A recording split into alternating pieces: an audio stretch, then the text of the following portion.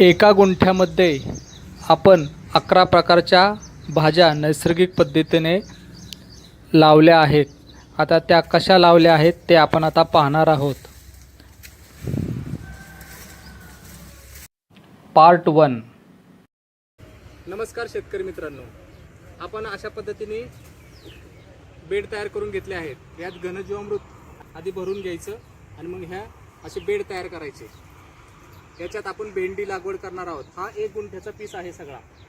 त्या 1 गुंठ्यामध्ये आपण भेंडी, गवार, सापळा पीक म्हणून झुडपी चवळी, कोथिंबीर, मेथी आणि सजीव आच्छादन म्हणून या पालेभाज्या लावणार आहोत। 1 गुंठ्यामध्ये आपण गवार मध्ये सुद्धा आपण सगळी सापळा पिकं लावणार आहोत आणि टॅमॅटो, वांगी या सगळ्या गोष्टी ह्या 1 गुंठ्यामध्ये लावणार आहोत। हा दिसतो हा सगळा 1 गुंठ्याचा पीस आहे।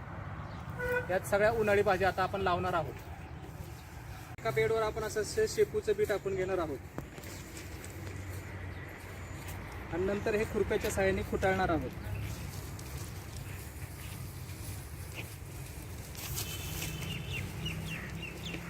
आता जे आपण शेपूचं बी टाकलं आहे ते असं ह्या पद्धतीने आधी खुटळून घ्यायचं।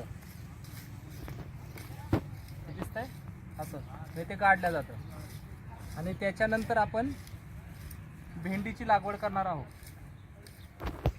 त्यासाठी आपण अशी 1.5 फुटाची काठी तयार करून घेतलेली आहे। मापासाठी आपण 2 भेंडीमध्ये 1.5 फुटाचं अंतर ठेवणार आहे।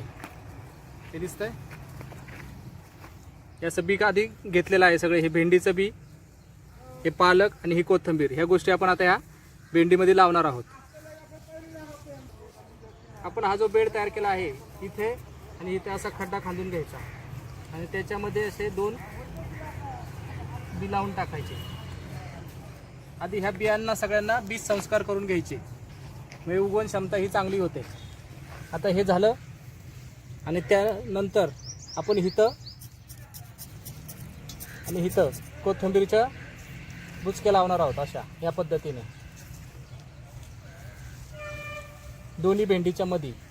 आणि इथे जो आपण माप घेतला आहे त्यात इथे पालक अजून 1 वीज सोडून इथे 1 पालक, हे सजीव आच्छादन होणार। आणि ह्याच्या आधी आपण याच्यावर शेपू टाकलेली आहे आणि ह्यामध्ये आता आपण सापळा पीक म्हणून झेंडू, झुडपी चवळी आणि मका ही 5-5 फुटावर आणि 8-8 फुटावर मका लावणार आहोत। परत भेंडी 1.5 फुटावरती,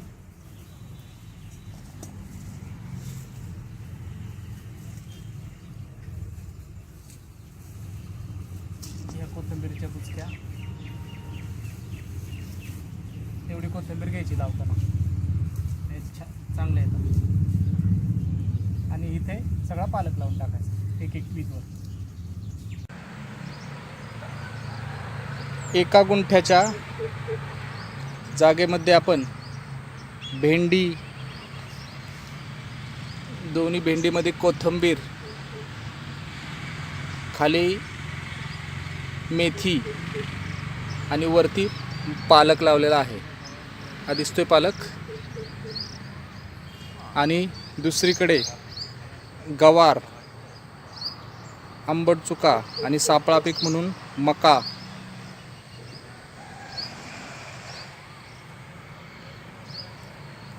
झुडपी चवळी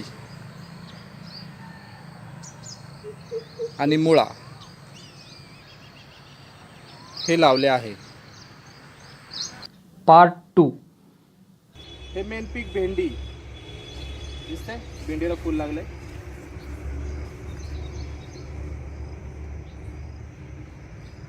या भेंडीचे आतापर्यंत 3-4 तोडे झालेले आहेत। याला आपण दर पौर्णिमेला जीवामृतची फवारणी आणि अमावस्येला कीटकनाशकाची फवारण्या घेतल्या आहेत।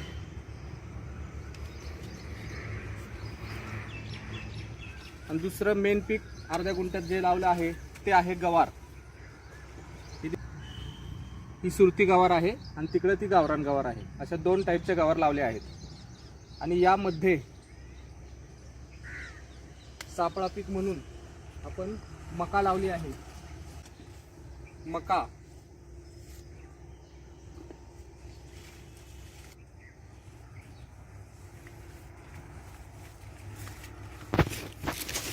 ही सापळा पिकं म्हणून लावलेली आहेत. झुडपी, चवळी, मका, झेंडू. झेंडू इकडे बघा, हा झेंडू मित्रकिड्यांना आकर्षित करण्यासाठी, आणि चवळी ही शत्रू कीटकांना आकर्षित करण्यासाठी.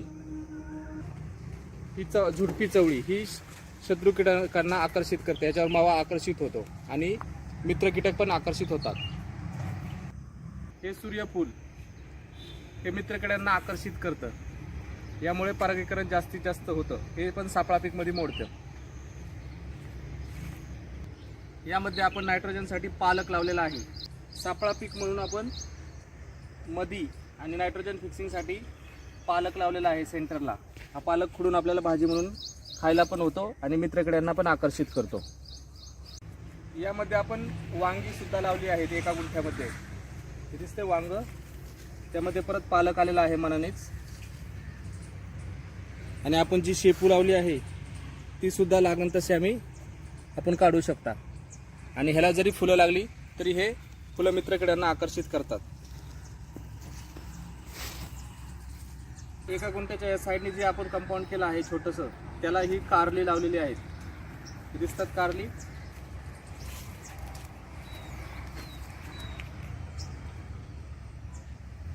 वांगी,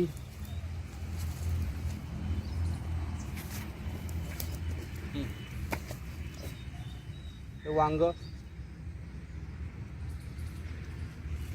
मध्ये आपण मुळा सुद्धा लावलेला आहे. हा दिसतोय मुळा.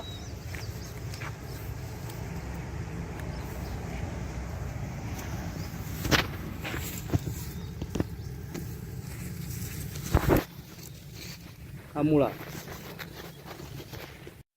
एका गुंठ्यामध्ये मेन पीक भेंडी हे लावले होते.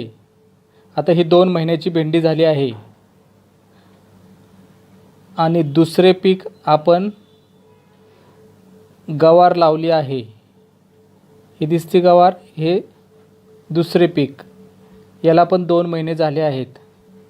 अशा प्रकारे आपण एका गुंठ्यामध्ये 11 प्रकारच्या भाज्या लावल्या आहेत.